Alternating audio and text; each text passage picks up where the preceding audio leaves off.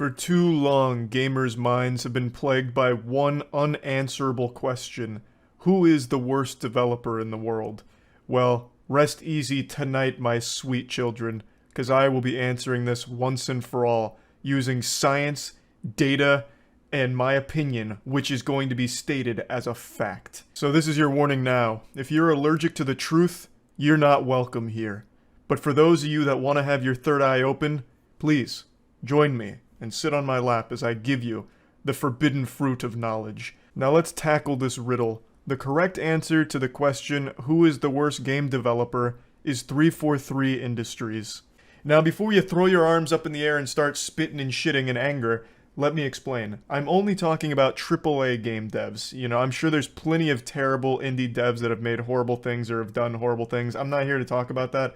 I'm focusing on AAA big budget studios. I also want to explain that I'm only talking about the quality of the games they produce and not the actual workplace environment. Because if we were talking about that, then obviously there's been like sexual assaults and a ton of different awful things at other studios. So I just wanted to make that clear. Now let's pour some sauce on this spaghetti. I'm going to show you a quick clip from one of my recent streams where I was ranting about 343 because they recently published their roadmap for Halo Infinite, and it's laughable. For those that don't know, Halo Infinite is 343's recent release, and it has been just a complete catastrophe, just an absolute disaster. It's a good game, gameplay-wise, and the campaign's pretty fun, there's good ideas there, but unfortunately this thing launched without any content at all. They fucking threw this thing out there naked. It was so barren when it came to content, but the community was under the impression that they would be adding content to the game as it continued to exist. But they really haven't. They've barely even been drip feeding this thing to keep it on life support. It's not enough. It's fucking flatlining. It's dying of thirst, and 343 can't even piss in its mouth. Then they've only added 2 maps in almost an entire year. This game came out November 15th of 2021, and they've only added 2 maps since then, and no other big meaningful updates. It's fucking crazy, and this is also the only Halo game that's touted as a fucking live service game, and they have no service for it. I'm already getting a little shaken and stirred here just discussing it. But anyway, they posted their roadmap. It's bad. Seeing that Halo Infinite canceled. Oh, I actually wanted to talk about that. Thank you for reminding me. But yeah, this was so embarrassing. So I talked about it on stream a little bit, but Halo Infinite posted their roadmap. They extended Season 2 to 10 months now. Forge Beta is coming later this year. Co-op campaign testing later this year too, but overall, super underwhelming. A lot of people really very disappointed with 343 as per usual. But one thing they announced is that they fully canceled split screen. they said, we're done throwing that shit in the toilet and flushing it. No more split screen. So then on Twitter, I don't remember who it was, but one of the bigger accounts was like, actually, split screen is totally fine. In fact, we're having it working right now. And they posted a video of them glitching split screen into the game. So they were successfully able to just implement split screen themselves through a glitch. And it even works, not even just 2-player split screen, 4-player. Hold on, let me pull up the clip. So 343 apparently couldn't quite crack the code on making split screen work. Meanwhile, just fucking rock-hard dicked gamers on Twitter were able to immediately figure it out only hours after their announcement through glitching. Yeah, here we go. Here, Mint Blitz even talked about it. Quite the development has occurred.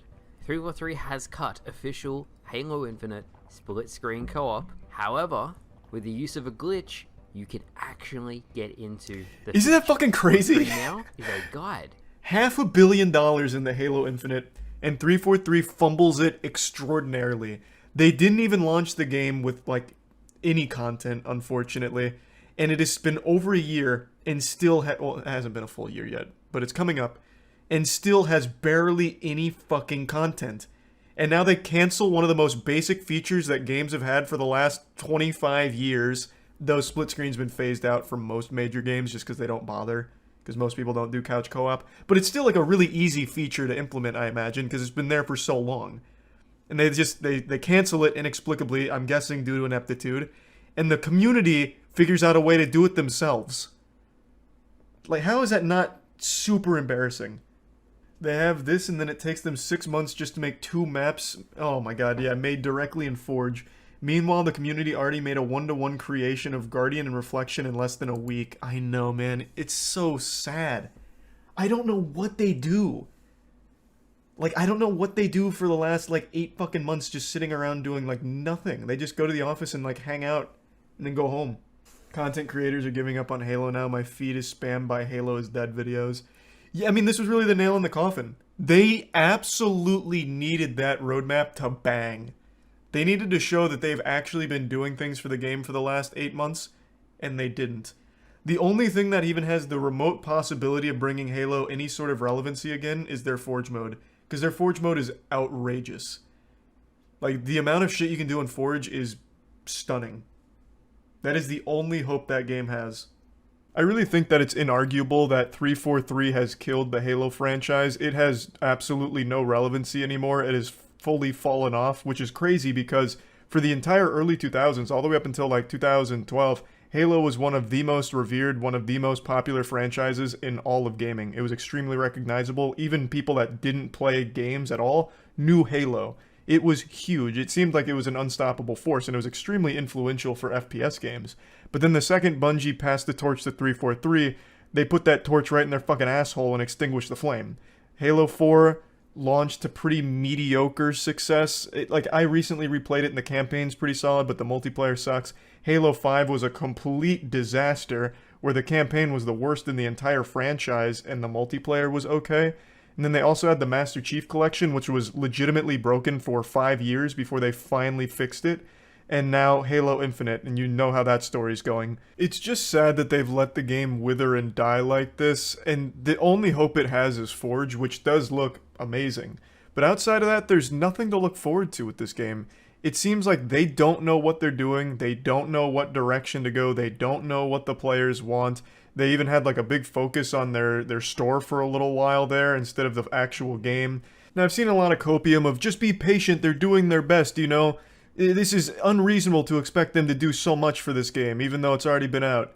And that's such a fucking brain-dead take. This game launched in a very content-dry state. They released this game half-finished, basically, in terms of its content. They just tried to pump it out as quickly as possible, and then hoping they could patch it up later and add what they wanted to initially.